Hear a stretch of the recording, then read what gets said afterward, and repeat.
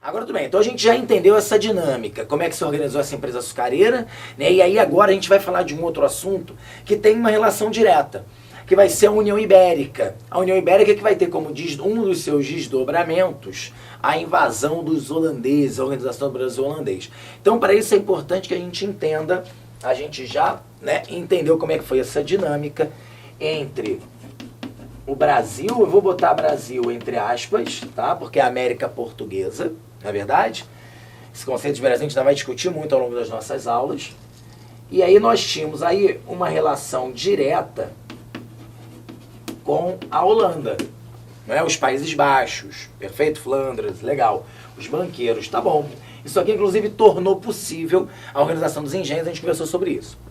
Beleza, só que a gente vai ter um evento que vai se estabelecer a partir de 1580, que é chamado União Ibérica. O que foi a União Ibérica? No final dessa década de 1570, o jovem rei português vai fazer uma viagem, vai lutar no norte da África. Vamos lá. Dom Sebastião, muito jovem, 20 e poucos anos, assim, um pouquinho mais novo do que eu, né? Você está falando aí que eu sou velho, eu entendi. Né? Um pouquinho mais novo do que eu. Ele vai pegar os seus exércitos, vai lutar contra os mouros, contra os muçulmanos no norte da África. Embora tenha sido orientado que era muito perigoso, que ele não tinha herdeiros, poderia gerar problemas na dinastia portuguesa, Dom Sebastião não quis saber. Foi com seus homens para o norte da África e simplesmente desapareceu na famosa Batalha de Alcácer Quibir. O sumiço de Dom Sebastião, né, deu-se como morto, embora, né, isso tenha gerado em Portugal um fenômeno muito curioso chamado sebastianismo, onde os portugueses esperavam o retorno de Dom Sebastião para libertá-los do domínio da Espanha, entre outras coisas, mas Dom Sebastião sumiu, é dado como morto, e pelo fato dele não ter herdeiros, o trono é assumido por Dom Henrique, que é um tio, que é ligado à Igreja Católica, e ele, muito idoso, vai assumir temporariamente o trono. Com a morte de Dom Henrique, gera-se o problema. Quem assumiria o trono português? Começa uma disputa na Europa, porque, afinal de contas, vocês sabem que os casamentos arranjados na Europa faziam com que todos, de certa forma, tivessem laços de parentesco. No entanto, o mais poderoso rei daquele momento vai pedir, vai obviamente assumir, vai impor que ele assumiria o trono, e este é Filipe II, rei da Espanha. Então, a partir de 1580, Filipe II assina o juramento de Tomar, onde ele se compromete a não interferir nos assuntos coloniais portugueses.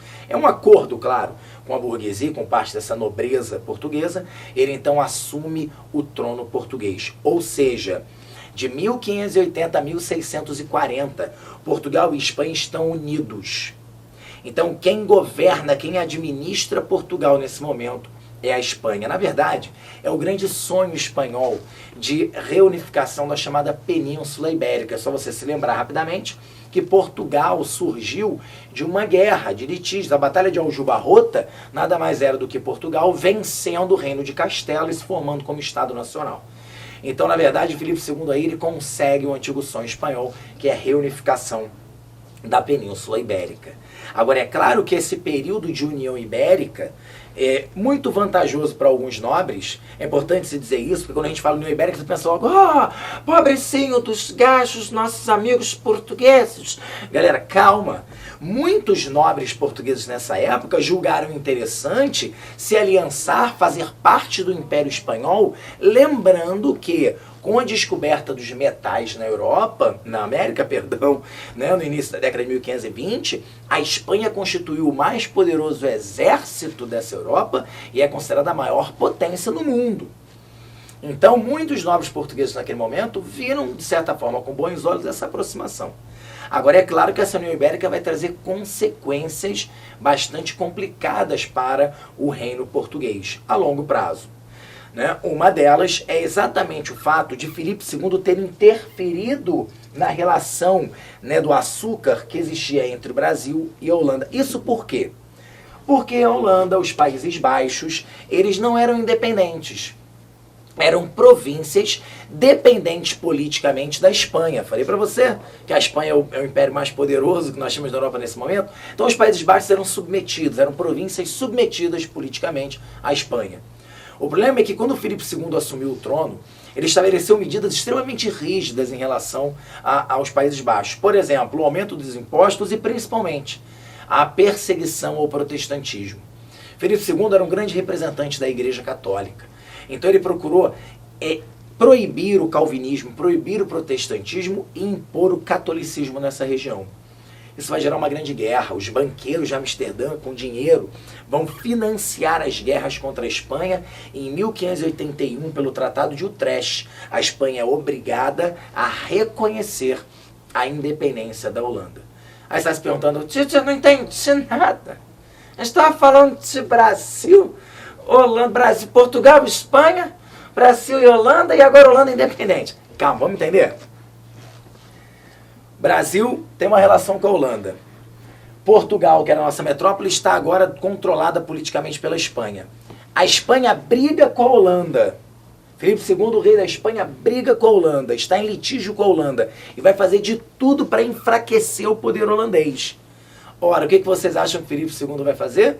Vai proibir que os holandeses fizessem comércio com toda e qualquer região administrada por ele, ou seja, pela Espanha. E nesse momento, devido à União Ibérica, que vigorava desde 1580, o Brasil entra nessa brincadeira.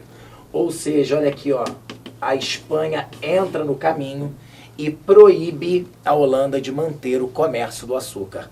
Mas espera aí. Aí você fala, mas não é justo? Os holandeses financiaram esse processo. Os holandeses eram importantíssimos nesse processo. Os holandeses ganharam um monte de dinheirão, justamente transportando, refinando e comercializando. Exatamente, você captou. A Holanda vai deixar barato? A Holanda vai permitir, vai falar, puxa, que pena, né? O Filipe II, a Espanha não quer que a gente comercialize? Claro que não. É nesse momento que os holandeses começam a preparar a invasão do Brasil. Perfeito?